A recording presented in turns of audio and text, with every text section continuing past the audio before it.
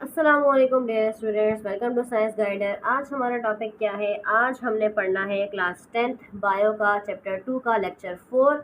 और टॉपिक क्या है हमारा? होम्योस्टेसिस इन एनिमल्स। ठीक है, लास्ट टॉपिक में हमने क्या पढ़ा था? होम्योस्टेसिस इन प्लांट्स पढ़ा था, हाइड्रोफायर्स, हेलोफायर्स, ऑस्मो रेगुलेशन इन प्लांट्स पढ़ा था, जिनमें हमने चार टाइप्स ऑफ प्लांट्स पढ़े थे: हाइड्रोफायर्स, हेलोफायर्स, मेसोफायर्स एंड जीरोफायर्स। तो मैंने आपको बताया था कि वहाँ पे हमारा होम्योस्टेसिस इन प्लांट्स कंप्लीट हो चुका है। अब हमारा जो आगे का लेक्चर होगा वो होम्योस्टेसिस इन एनिमल्स होगा, यानी ऑस्मो रेगुलेशन इन एनिमल्स। तो आज से हम अपना होम्योस्टेसिस एनिमल्स में यानी ऑस्मो रेगुलेशन इन एनिमल्स में स्टडी करेंगे। ठीक है, तो चले पढ़ते हैं।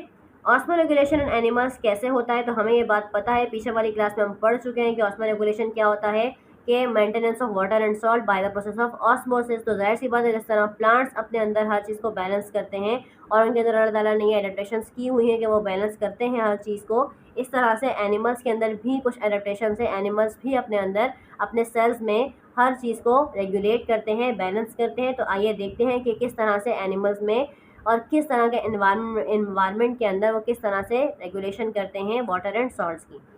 तो देखिए भाई, animals also have 3 types of environment. अब अगर हम एनिमल्स की बात करते हैं ना, तो एनिमल्स जिस तरह से हमने प्लांट्स के टाइप्स पढ़े थे कि प्लांट्स 4 टाइप्स के होते हैं on the basis of osmo regulation, इस तरह से एनिमल्स के भी 3 टाइप्स होते हैं on the basis of their environment. ठीक है, 3 कैटेगरीज कौन कौन सी हैं? पहला एक्वेटिक एनवायरनमेंट है, फिर एक्वेटिक एनवायरनमेंट के अंदर भी 2 तरह के एनवायरनमेंट्स हैं, और फिर उसके बाद टेरेस्ट्रियल एनवायरनमेंट है। ठीक है, एक्वेटिक का मतलब क्या होता है? पानी, यानी वो एनिमल्स जो पानी में रहते हैं वो कैसे अपना ऑस्मो रेगुलेशन करते हैं, वो किस तरह से अपने अंदर वाटर एंड सॉल्ट्स को मेंटेन करते हैं। तो चले पढ़ते हैं। पहली बात, एक्वेटिक एनवायरनमेंट क्या होता है? Aquatic conditions classified aquatic environment हमें पता है, एनिमल्स जो पानी में रहते हैं तो उनका एनवायरनमेंट क्या कहलाता है? Aquatic environment. और वो एनिमल्स क्या कहलाते हैं? Aquatic animals. तो एक्वेटिक एनिमल्स की अगर हम बात करें, एक्वेटिक एनवायरनमेंट की बात करें, तो एक्वेटिक एनवायरनमेंट भी 2 तरह का होता है, एक फ्रेश वाटर इन्वायरमेंट और एक मरीन वाटर। ठीक है, तो अब दोनों में अलग अलग तरीके से एनिमल्स रहते हैं और अलग अलग तरीके से अपना ऑस्मो रेगुलेशन मेंटेन करते हैं। तो देखिए, सबसे पहले तो हमें ये जानना है कि फ्रेश वाटर क्या होता है और मरीन वाटर क्या होता है। लफ्जी बात तो मैंने आपको बता दी कि यानी मीठा पानी और खारा पानी। ठीक है, फ्रेश वाटर क्या है? The water which contain very low amount of salt. वो पानी जिसमें सॉल्ट की मिकदार बहुत कम होती है उसको कहा जाता है फ्रेश वाटर। और वो पानी जिसमें सॉल्ट की मिकदार बहुत ज़्यादा होती है यानी नमकीन पानी, वो क्या कहलाता है? Marine water. ठीक है, अब दोनों में हम पढ़ते हैं कि किस तरह से फ्रेश वाटर के एनिमल्स ऑस्मो रेगुलेशन मेंटेन करते हैं और फिर किस तरह से मरीन वाटर में रहने वाले एनिमल्स करते हैं। देखिए, फ्रेश वाटर एनिमल्स, अब क्योंकि हमने ऊपर बात पढ़ ली कि फ्रेश वाटर कैसा है, फ्रेश वाटर वो है जहाँ सॉल्ट की कमी है। तो इसका मतलब क्या होता है? इनको सॉल्ट की कमी का सामना होता है, वैसे शॉर्टेज ऑफ सॉल्ट। और पानी, जाहिर सी बात है, एक्वेटिक एनवायरनमेंट तो पानी तो ज़्यादा ही है, तो एक चीज़ बहुत ज़्यादा है और एक चीज़ कम है, यानी सॉल्ट कम होता है और पानी बहुत ज़्यादा होता है। तो पानी बहुत ज़्यादा है तो पानी को उनको अपने नॉर्मल करने की ज़रूरत है। जैसे हमने पीछे हाइड्रोफाइट से पढ़ा था कि हाइड्रोफाइट प्लांट्स क्या करते थे, क्योंकि वो पानी में थे तो वो क्या करते थे कि वो इतना एक्स्ट्रा पानी बॉडी से बाहर निकालते थे ताकि वो अपनी बॉडी में बैलेंस कर सके, पानी को नॉर्मल कर सके। अभी जो फ्रेश वाटर एनिमल्स हैं ये भी क्या करते हैं, क्योंकि उनकी बॉडी में वाटर की एक्यूमुलेशन बहुत ज़्यादा होती है, क्योंकि वो वाटर में रहने वाले एनिमल्स होते हैं, तो वो अपनी बॉडी के अंदर से एक्स्ट्रा वाटर को रिमूव करते हैं ताकि वो अपनी बॉडी में वाटर के लेवल को बैलेंस कर सकें। तो देखिए भाई, fresh water animals always facing shortage of salt. उनमें शॉर्टेज ऑफ सॉल्ट तो होता है क्योंकि पानी में नमक कम होता है। ठीक है, बट इसके अलावा क्या होती है? हाइपरटोनिक कंडीशन होती है। किसकी? वाटर की इनसाइड द सेल। अब प्रीवियस क्लास में हमने हाइपरटोनिक और हाइपरटोनिक पढ़ा था। जहाँ पर भी लफ्ज सोल्यूशन की बात आएगी या ऑस्मोसिस या डिफ्यूजन की हम बात करेंगे ना बायो में, तो वहाँ पे हाइपरटोनिक और हाइपरटोनिक के अल्फाज आएंगे। तो आप इनको अच्छी तरह जहन में बैठा लो कि हाइपर का मतलब होता है हाई कंसंट्रेशन और हाइपो का मतलब होता है लो कंसंट्रेशन। ठीक है, तो क्योंकि फ्रेश वाटर एनिमल्स हैं, बट क्योंकि वाटर में रहने वाले एनिमल्स हैं, तो क्या है, उनके अंदर वाटर की बहुत ज़्यादा एक्यूमुलेशन है, वाटर बहुत ज़्यादा है, तो वाटर को वो बॉडी से बाहर निकालते हैं, उसको रेगुलेट करते हैं, उसको बैलेंस करने के लिए। तो अब एनिमल्स भी पानी के अंदर 2 तरह के होते हैं, एक यूनिसेलुलर और एक मल्टी सेलुलर। यूनि का मतलब 1, यानी वो सेल जो सिंगल सेल से बने हुए, वो जानदार जो सिंगल सेल से बने हुए जो आपको आम आंख से दिखाई नहीं देते, और वो जानदार जो मल्टी सेलुलर है, यानी वो जिन्हें आप आम आंख से देख सकते हो, जो बहुत सारे सेल से मिलकर बने हुए। तो फ्रेश वाटर के अंदर जो एनिमल्स हैं वो 2 तरह के हैं, यूनिसेलुलर और मल्टी सेलुलर। अब अगर हम यूनिसेलुलर की बात करते हैं तो यूनिसेलुलर में क्या होता है कि यूनिसेलुलर किस तरह से अपना वाटर बैलेंस करते हैं? तो अल्लाह ताला ने इनके अंदर बहुत सारे वैक्यूल्स रखे हैं। अगर आपने प्रीवियस क्लास में भी पढ़ी हो तो मैंने उसमें आपको वैक्यूल्स के बारे में बताया था। वैक्यूल्स क्या होते हैं? पैकेट्स लाइक स्ट्रक्चर्स होते हैं और हर वैक्यूल का अपना अपना काम होता है। कुछ फूड वैक्यूल्स होते हैं, कुछ वाटर वैक्यूल्स होते हैं, ठीक है, और कुछ एक्सक्रीटरी प्रोडक्ट्स को लेकर बॉडी से बाहर जाने का काम करते हैं। तो वैक्यूल्स क्या होते हैं? पैकेट्स होते हैं, गोल गोल सर्कुलर पैकेट्स होते हैं, ठीक है, और उनके अंदर कुछ ना कुछ एक्यूमुलेट होता है और कुछ ना कुछ वो बॉडी से बाहर निकालने का काम करते हैं। तो उन्हीं में कॉन्ट्रैक्टाइल वैक्यूल्स भी होते हैं। कॉन्ट्रैक्टाइल वैक्यूल्स क्या होते हैं? जो सिकुड़ने की और फैलने की सलाहियत रखते हैं, एक्सपेंड और कॉन्ट्रैक्ट हो सकते हैं, ठीक है। तो कॉन्ट्रैक्टाइल वैक्यूल के जरिए क्या काम करते हैं? अपने बॉडी का एक्सेस वाटर बॉडी से पंप आउट करते हैं, बाहर निकालते हैं, ठीक है। अब कौन कौन से एनिमल्स हैं जो यूनिसेलुलर कहलाते हैं? तो देखिए एमेबा, पैरामेशियम और भी हैं। तो यानी यूनिसेलुलर एनिमल्स क्या करते हैं, किस तरह वाटर बैलेंस करते हैं? By using contractile vacuole. Clear हो गई ये बात। अब पढ़ते हैं मल्टी सेलुलर एनिमल्स के। मल्टी सेलुलर एनिमल्स किस तरह से अपनी बॉडी में वाटर को बैलेंस करते हैं। अब देखो मल्टी सेलुलर एनिमल्स क्या काम करते हैं, यानी वो एनिमल्स जो आपको आम आंख से नजर आते हैं।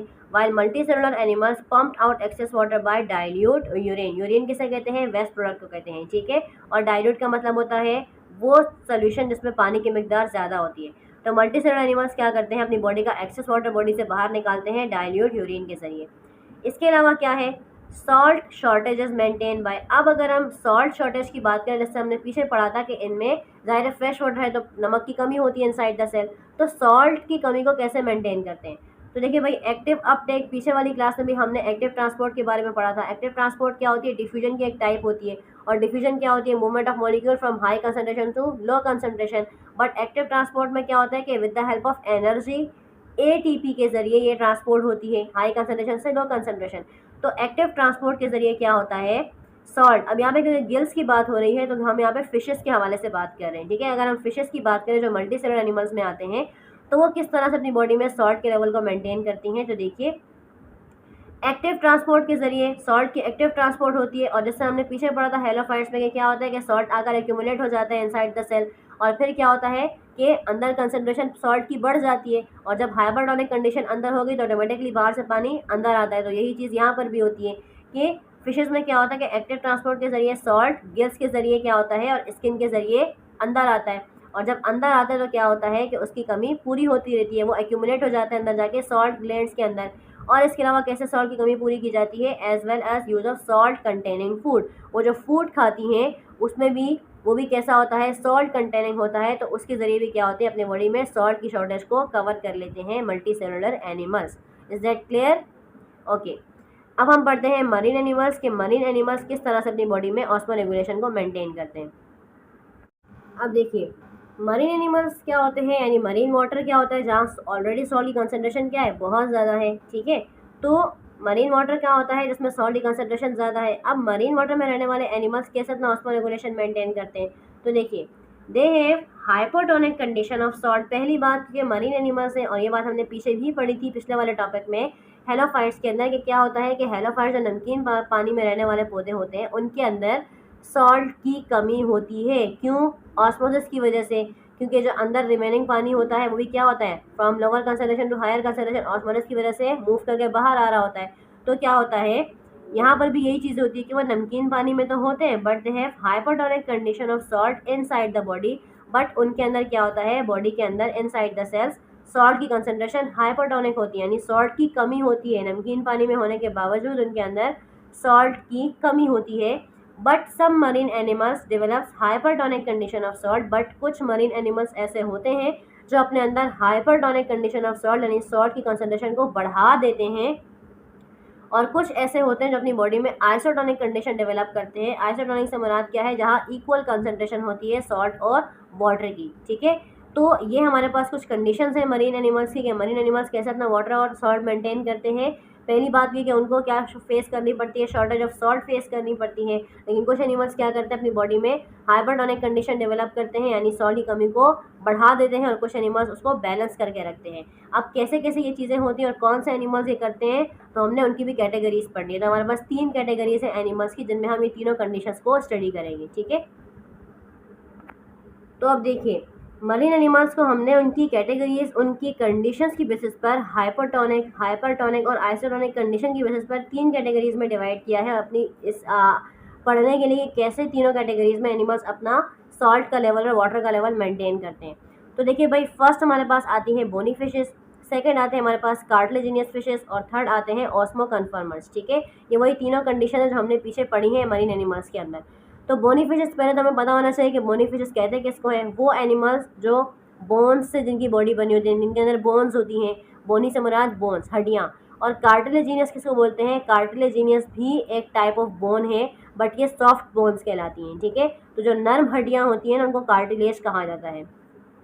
तो सॉफ्ट बोन्स वाले एनिमल्स क्या कहलाते हैं? कार्टिलेजिनियस कहलाते हैं। तो क्योंकि यहाँ पे फिशेस की बात हो रही है, तो इसीलिए बोनी फिशेस और कार्टिलेजिनियस फिशेस की बात हुई है। ठीक है, अब बोनी फिशेस कैसे अपनी बॉडी के अंदर ऑस्मो रेगुलेशन मेंटेन करते हैं, पहले इसको जान लेते हैं, फिर कार्टिलेजिनियस को और फिर ऑस्मो कन्फर्मर्स को। तो देखिए, बोनी फिशेस में क्या होता है? Have low salt inside their body. अब इनकी बॉडी के अंदर क्या होती है? वही हाइपरटोनिक कंडीशन होती है, यानी इनकी बॉडी के अंदर सॉल्ट की कंसंट्रेशन कम होती है। तो क्या होता है? एक्टिवली गेट सी वाटर, तो ये बहुत तेज़ी के साथ एक्टिव ट्रांसपोर्ट के ज़रिए सी वाटर को अंदर लेते हैं एंड हैव सॉल्ट ग्लैंड्स, और इनकी बॉडी में सॉल्ट ग्लैंड्स मौजूद हैं जो क्या काम करते हैं? टू इंक्रीज सॉल्ट, जो सॉल्ट की कंसनट्रेशन को बढ़ाते हैं by producing salt and desalination. Desalination से मुराद है रिमूवल ऑफ सॉल्ट, सॉल्ट का निकलना। ठीक है, तो सॉल्ट ग्लैंड्स में क्या होता है?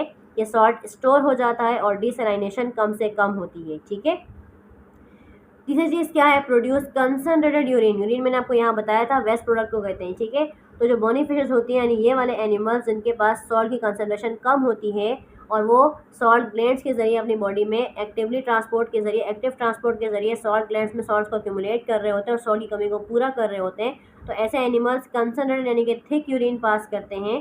ठीक है, कार्टिलेजिनस फिशेस में क्या होता है? Cartilaginous fishes have soft bones.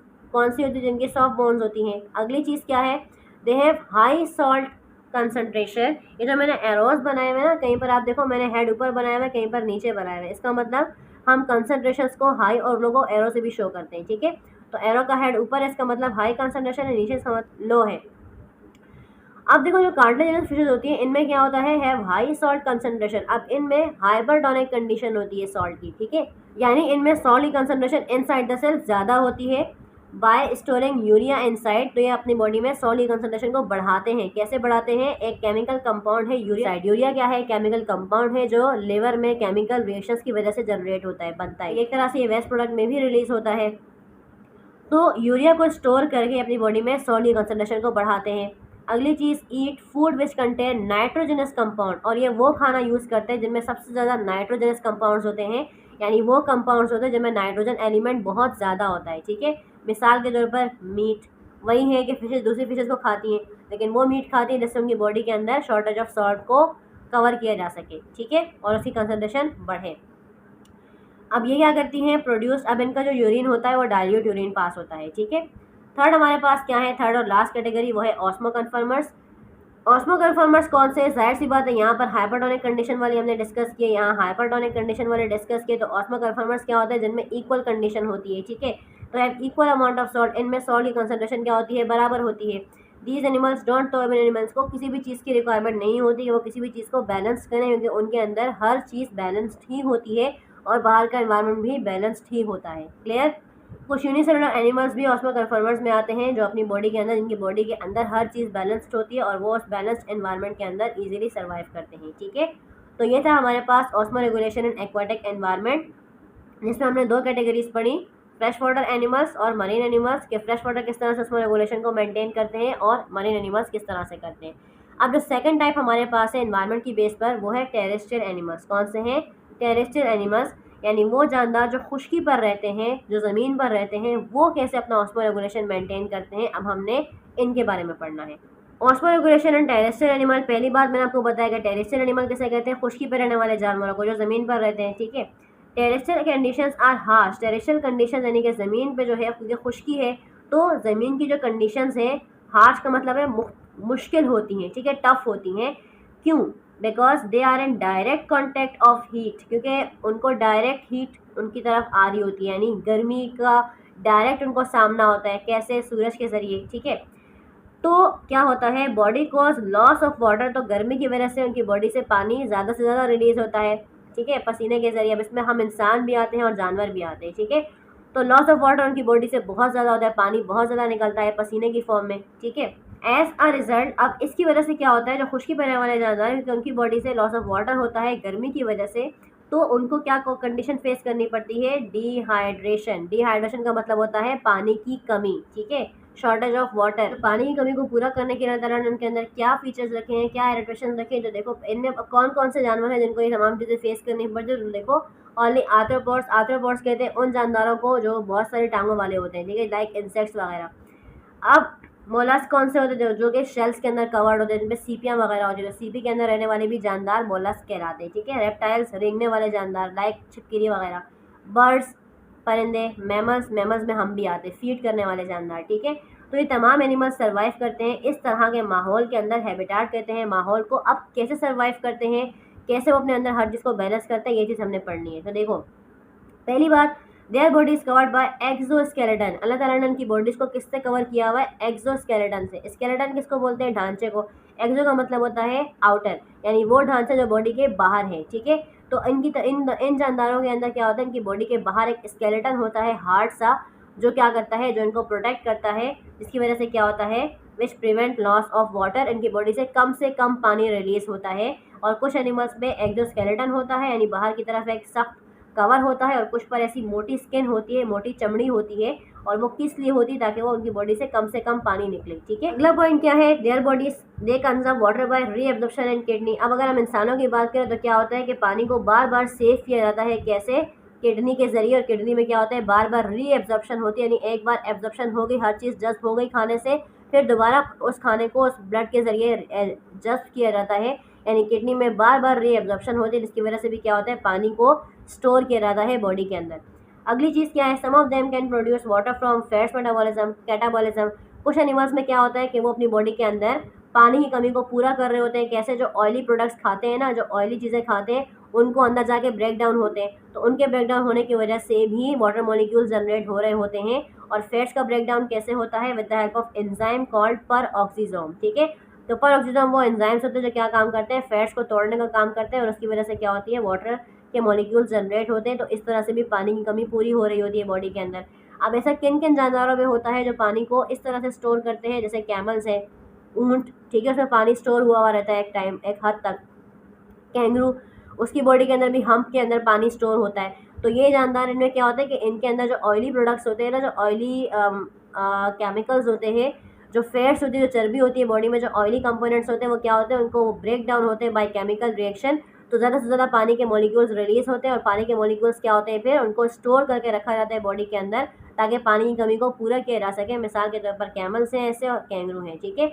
Last क्या है हमारे पास, कंटिन्यूसली ड्रिंकिंग वाटर और यूजिंग लिक्विड फूड। के टेरेस्ट्रियल एनिमल्स क्या काम करते हैं, मुसलसल पानी का इस्तेमाल करते हैं, ठीक है, पानी मुसलसल पीते हैं, या फिर ऐसा खाना खाते हैं जिसमें जो कि लिक्विड होता है, यानी लिक्विड में बना होता है, लिक्विड फूड का इस्तेमाल करते हैं। तो इन तमाम चीज़ों की वजह से भी उनकी बॉडी के अंदर क्या होती है, ऑस्मो रेगुलेशन बैलेंस्ड होती है, यानी सॉल्ट और वाटर के जो बैलेंस्ड है, जो रेगुलेशन है, वो प्रॉपर तरीके से होती है, ठीक है।